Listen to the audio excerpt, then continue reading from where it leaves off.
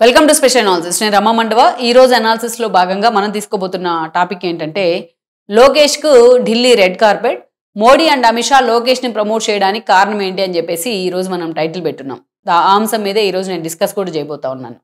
చాలా రోజులుగా ఈ అంశం మీద ఒక డిస్కషన్ నడుస్తూ ఉంది. ఏపీ పొలిటికల్ సర్కిల్స్ లో దగ్గర నుంచి అటు ఢిల్లీ స్థాయి దాకా లోకేష్ ఏదైతే జాతీయ స్థాయి రాజకీయాల్లో సెంటర్ ఆఫ్ అట్రాక్షన్ అవుతా ఉన్నారు అనే చర్చ ఎప్పటి నుంచో ఉంది.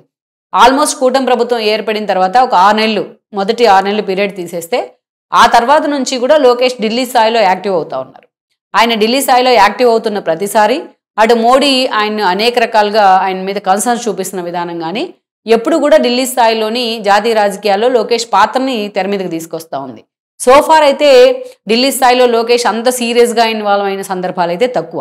కానీ పదే పదే లోకేష్ని మోడీ అండ్ అమిత్ షా ఆహ్వానిస్తున్న తీరు కానీ పదే పదే ఆయన రాష్ట్ర ప్రయోజనాల కోసం కావచ్చు, రాష్ట్రానికి సంబంధించిన సీరియస్ ఇష్యూస్ మీద కావచ్చు, వాళ్ళు కలిసినప్పుడు వాటి గురించి హైలైట్ చేసి ఉండొచ్చు. కానీ బియాండ్ దట్ వీటికన్నిటికీ మించి లోకేష్ మీద మోడీ నిజంగానే ప్రేమ కురిపిస్తూ ఉన్నారు, ప్రేమ చూపిస్తూ ఉన్నారు. స్టార్టింగ్లో మనం చూస్తే పవన్ కళ్యాణ్ గురించి కూడా ఇదే చర్చ జరిగింది. ఏదైతే ప్రమాణ స్వీకారోత్సవ సమయంలో ఆ వేదిక మీద నుంచి చంద్రబాబు నాయుడు, పవన్ కళ్యాణ్ మంత్రివర్గం మొత్తం ప్రమాణ స్వీకారం చేసిన తర్వాత అటు పవన్ కళ్యాణ్ను ఇటు ఏదైతే చిరంజీవి లాంటి వాళ్ళని ఇద్దరిని కూడా చెరకు భుజం మీద చేసి మోడీ ఒక ఫోటోకి పోజ్ ఇచ్చిన విధానం కానీ, అంటే వాళ్ళిద్దరూ నాకు ఎంతో దగ్గర అని చెప్పే ప్రయత్నం చేశారు. ఆ తర్వాత పవన్ కళ్యాణ్ సనాతన ధర్మం అనే ఇష్యూ కేంద్రంగా తిరుమల లడ్డూ వివాదం తర్వాత ఆయన సనాతన ధర్మాన్ని పూర్తి స్థాయిలో ఆయన ప్రచారం చేసే ప్రయత్నం చేశారు. అక్కడ ఏపీలో ఆయన దీక్ష తీసుకోవడం దగ్గర నుంచి అదేవిధంగా తిరుమల మెట్లు కడగడం దాకా, తిరుమలలో డిక్లరేషన్ ఇచ్చి మరీ తన కూతురులతో డిక్లరేషన్ ఇప్పించి మరీ అక్కడికి తిరుమల పర్యటనకు వెళ్ళడం దాకా, అదేవిధంగా తమిళనాడులో సభలు పెడతాం దాకా, మానాడు లాంటి కార్యక్రమాలకు వెళ్ళడం దాకా పవన్ కళ్యాణ్ తనకి ఎక్కడ అవకాశం వచ్చినా సనాతన ధర్మాన్ని అంత సీరియస్గా ఇంపోజ్ చేసే ప్రయత్నం చేశారు. ప్రకాష్ రాజ్ లాంటి వాళ్ళకు కూడా, ఉదయనిధి స్టాలిన్ లాంటి వాళ్ళకు కూడా టార్గెట్ అయ్యారు. అయినా సరే పవన్ కళ్యాణ్ ఎక్కడ కూడా వెనక్కి తగ్గకుండా ఆ అంశాన్ని చాలా సీరియస్గా తీసుకెళ్లే ప్రయత్నం చేశారు.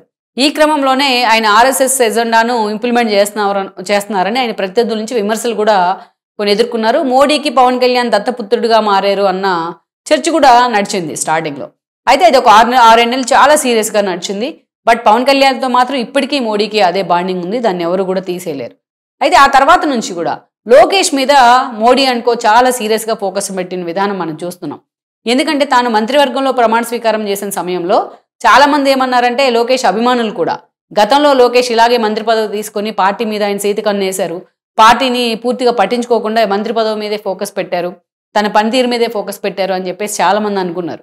అందుకే ఈసారి లోకేష్ చంద్రబాబు నాయుడు ఆల్రెడీ ముఖ్యమంత్రిగా ఉన్నారు, పవన్ కళ్యాణ్ క్యాబినెట్లో ఉన్నారు, ఉప ముఖ్యమంత్రిగా ఉన్నారు, కాబట్టి లోకేష్ మంత్రి పదవి తీసుకోకుండా ఉంటే బాగుంటుందని అనుకున్నారు చాలా మంది, అలా సలహా కూడా ఇచ్చారు. అయినా సరే లోకేష్ చాలా సీరియస్గా అసలు విద్యాశాఖని ఎవరు కూడా తీసుకోరు, తెలిసిన వాళ్ళు ఎవరు కూడా ఎప్పుడు కూడా ఏదో ఒక కాంట్రవర్సీ ఉంటుంది విద్యాశాఖలో, అది కత్తి మీద సాము లాంటిదే. అయినా సరే ఆ శాఖను ప్రక్షాళన చేస్తా అని చెప్పి ఆ శాఖ తీసుకున్నారు, చాలా మంది వద్దన్నారు కూడా. అయినా సరే ఆయన ఆ శాఖే తీసుకున్నారు, ప్లస్ ఐటీ శాఖ కూడా తీసుకున్నారు. రాష్ట్రానికి ఇప్పుడు ఐటీ శాఖ మీద ఫోకస్ పెట్టాల్సిన అవసరం ఎంతైనా ఉంది. రాష్ట్రానికి ఆ శాఖ పూర్తి స్థాయిలో ఎంత సమర్థవంతంగా పనిచేస్తుందనే దాని మీద బట్టే రాష్ట్రం పరుగులు పెట్టే అవకాశం కూడా ఉంటుంది. సరే, విద్యాశాఖ మంత్రిగా ఆయన పనితీరు చూసిన వాళ్ళకు పూర్తి స్థాయిలో లోకేష్ని ఆకాశానికి ఎత్తేస్తా ఉన్నారు. సో ఐటీ శాఖ విషయంలో నేను ప్రత్యేకంగా ఇక్కడ వివరించాల్సిన అవసరం లేదు ఆయన పనితీరు గురించి. ఏదైతే గూగుల్ ఏఐ డేటా సెంటర్ని రాష్ట్రానికి తీసుకొచ్చే క్రమం మొదలుకొని పూర్తి స్థాయిలో వైజాగ్ కేంద్రంగా సిఏ సదస్సులో కొన్ని లక్షల కోట్ల పెట్టుబడులు, ఎంఓయూలు కుదుర్చుకోవడం వరకు కూడా లోకేష్ పనితీరు ఏంటనేది మనం చూసాం. అయితే ఇక్కడ ఇదే సమయంలో అటు మోడీ కూడా లోకేష్ని హక్కును చేర్చుకునే ప్రయత్నం చేశారు. స్వయంగా రాష్ట్రానికి వచ్చిన క్రమంలో మోడీ చాలాసార్లు లోకేష్ని మీ ఫ్యామిలీని తీసుకోవడానికి కూడా నన్ను కలవడానికి రా అని చెప్పేసి ఆహ్వానించడం కానీ, అటు తన కొడుకు దేవాంష్తో బ్రాహ్మణితో వెళ్ళి ఆయన మోడీతోని వాళ్ళ ఇంట్లోనే లంచ్ చేయడం కానీ, అలా సుదీర్ఘంగా మోడీతో గడపడం కానీ చాలాసార్లు మనం ఒకే ఫ్రేమ్లో వాళ్ళని చూస్తూ వచ్చాం. ఆ బాండింగ్ని లోకేష్ కొనసాగిస్తానే, చాలా స్ట్రాంగ్ బాండింగ్ లోకేష్ కొనసాగిస్తానే వస్తూ ఉన్నారు. అయితే ఇదే క్రమంలో గ్లోబల్ లీడర్గా కూడా ఆయన ఎమర్జ్ అయ్యే ప్రయత్నం చేస్తూ ఉన్నారు. జాతీయ రాజకీయాల్లో టీడీపీకి ఏ స్థాయిలో ఒక చరిత్ర ఉంది, చంద్రబాబు నాయుడు ఏ స్థాయిలో జాతీయ రాజకీయాల్లో చక్రం తిప్పాడు అంటే ఆయన ప్రత్యర్థులకు నచ్చకపోవచ్చు, కానీ అది కూడా చరిత్రే. ఒక యునైటెడ్ ఫ్రంట్ దగ్గర నుంచి నేషనల్ ఫ్రంట్ దాకా చంద్రబాబు నాయుడు ఏ స్థాయిలో జాతీయ రాజకీయాల్లో కీ రోల్ ప్లే చేశాడు అనేది కాంటెంపరీ జర్నలిస్టులు అందరికీ కూడా తెలిసిన విషయమే. అయితే ఈరోజు చూస్తే చంద్రబాబు నాయుడు రాష్ట్రం మీద ఫోకస్ పెట్టిన పరిస్థితిలో లోకేష్ను జాతీయ స్థాయిలో కొంత ప్రొజెక్ట్ చేసే ప్రయత్నం జరుగుతూ ఉంది. ఈ క్రమంలోనే అటు మోడీ కూడా లోకేష్ మీద ఫోకస్ పెట్టిన పరిస్థితి మనం చూస్తున్నాం. ఒక ఐటీ మినిస్టర్ హోదాలో లోకేష్ చాలా సీరియస్గా ఈ రోజున ప్రొజెక్ట్ అవుతా ఉన్నారు. గూగుల్ డేటా సెంటర్ విషయంలో ఆయన కేంద్ర ప్రభుత్వంతో నెగోషియేట్ చేసిన తీరు, తమ పాలసీనే మార్చుకునే విధంగా అది. సో అక్కడ లోకేష్ మోడీ అండ్ అమిత్ షా దగ్గర మంచి మార్కులు కొట్టేశారు. అంతేకాదు ఆయన వెళ్ళిన ప్రతిసారి రాష్ట్రానికి నిధులు కోరే క్రమం కానీ, తన శాఖకు సంబంధించి తీసుకుంటున్న కొన్ని ఇష్యూస్ కానీ ఎప్పుడూ కూడా చర్చనీయాంశం అవుతా ఉన్నాయి. అటు మీడియాలో కూడా ట్రెండ్ అవుతా ఉన్నాయి. ఇక సిఏఏ సదస్సు కోసం ఆయన పెట్టుకున్న టార్గెట్ ఆస్ట్రేలియా పర్యటన కానీ, ఆ తర్వాత లండన్ పర్యటన కానీ, మళ్ళీ అవి అయిపోయిన తర్వాత ఆయన యుఎస్ వెళ్ళడం కానీ.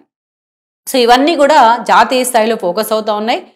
ఇక్కడ ఈ క్రమంలో అటు కర్ణాటక, తమిళనాడు లాంటి వాళ్ళతో, ఇతర రాష్ట్రాల పరిశ్రమలతోని, పారిశ్రామికవేత్తలతోని, ప్రభుత్వాలతోని ఆయన కంపేట్ అవుతున్న తీరు రాష్ట్రాన్ని ముందుకు తీసుకెళ్లే క్రమంలో ఎప్పుడు కూడా ఏదో ఒక రూపంలో వార్తల్లో నిలుస్తూ ఉన్నారు లోకేష్. సో ఇది మోడీని, అమిత్ షాని లోకేష్ మీద ఫోకస్ పెట్టేలాగా చేస్తూ ఉంది. ఇక వాళ్ళతో ఆ సాన్నిహిత్యం కూడా అంతే బలపడింది, అంతే బాండింగ్ కూడా ఏర్పడింది. ఎక్కడికి వెళ్ళినా లోకేష్ ఇంకో 15 ఏళ్ళు మేము మోడీ ఆధ్వర్యంలోనే కలిసి పనిచేయబోతా ఉన్నామని చెప్తా ఉన్నారు. ఆయన కూడా ఎన్డీఏని ఆ స్థాయిలోనే ప్రమోట్ చేస్తూ ఉన్నారు. ఒక సాలిడ్ మిత్రపక్షంగా టీడీపీని ఎన్డీఏకి అటాచ్ చేయడంలో లోకేష్ ఆ బాండింగ్ సాధించడంలో సక్సెస్ అయ్యారని అనుకోవాలి. సో ఒక ఎమోషనల్ బాండింగ్ క్యారీ ఫార్వర్డ్ చేస్తూ ఉన్నారు మోడీతో పాటు. ఇక ఇంకోవైపు చూస్తే బీహార్ లాంటి ఎన్నిక కూడా స్వయంగా లోకేష్ని వాళ్లే ఆహ్వానించడం జరిగింది అక్కడ ప్రచారానికి. ఎందుకంటే అప్పటికే గూగుల్ డేటా సెంటర్ వచ్చింది, లోకేష్కి ఒక ఫోకస్ వచ్చింది నేషనల్ మీడియాలో. అటు నేషనల్ మీడియా కూడా తనకు అవకాశం ఉన్న ప్రతిసారి మాట్లాడుతూ ఉన్నారు ఆయన ఇంటర్వ్యూలు ఇస్తూ ఢిల్లీ వెళ్తూ. సో ఈ ఫోకస్ కూడా అటు బీహార్ ఎన్నికల్లో తమకు పనికొస్తుంది అనుకున్నారు వాళ్ళు. అందుకే లోకేష్ బీహార్కి కూడా ఆయన ఆహ్వానించడం జరిగింది. సో అలా మనం చూస్తే లోకేష్ పూర్తి స్థాయిలో ఢిల్లీ స్థాయిలో చంద్రబాబు నాయుడు ఆయన ప్రమోట్ చేస్తూ ఉంటే, ఇక అటు నేషనల్ మీడియాలో ఆయన చర్చనీయాంశం అవుతున్న తీరు కూడా ఆయన ఒక గ్లోబల్ లీడర్గా ఎమర్జ్ చేస్తుంది. ఈ క్రమంలోనే పూర్తి స్థాయిలో అంత ర్యాపో మెయింటైన్ చేస్తూ ఉన్నారు మోడీ కానీ, అమిత్ షా కానీ లోకేష్తో. అందుకే ఆయన అడిగిందే తడవుగా అపాయింట్మెంట్లు, ఆయన అడిగిందే తడవుగా రాష్ట్రానికి నిధులు వస్తూ ఉన్నాయి. సో ఈ బాండింగ్ని ఇలాగే కొనసాగించే క్రమంలో లోకేష్ పూర్తి స్థాయిలో జాతీయ రాజకీయాల్లో కూడా చిన్నగా ఎమర్జ్ అయ్యే ప్రయత్నం చేస్తున్నారు. ఆయన ఒక రాధాకృష్ణన్ అంశంలో ఉపరాష్ట్రపతి ఎంపిక విషయంలో మిగతా రాష్ట్రాల నేతలతో ఆయన మాట్లాడిన తీరు, స్వయంగా రాధాకృష్ణన్ కలిసిన తీరు, సో ఇవన్నీ కూడా మనం చూస్తున్నాం. ఎంత లైజనింగ్ చేశారు ఆయన ఉపరాష్ట్రపతి ఎన్నికల సమయంలో. సో ఇవన్నీ కూడా దగ్గరుండి చూస్తున్నారు కాబట్టి వాళ్ళు లోకేష్ని కీన్గా అబ్జర్వ్ చేస్తూ ఉన్నారు.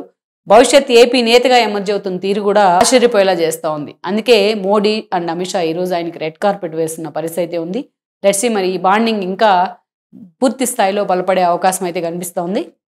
మొత్తానికైతే సో లోకేష్ని ఆ స్థాయిలో మోడీ అండ్ కో ప్యాంపర్ చేసిన విధానం మాత్రం అది నిజంగా జాతీయ రాజకీయాల్లో కూడా చర్చనీయాంశం అవుతున్న పరిస్థితి.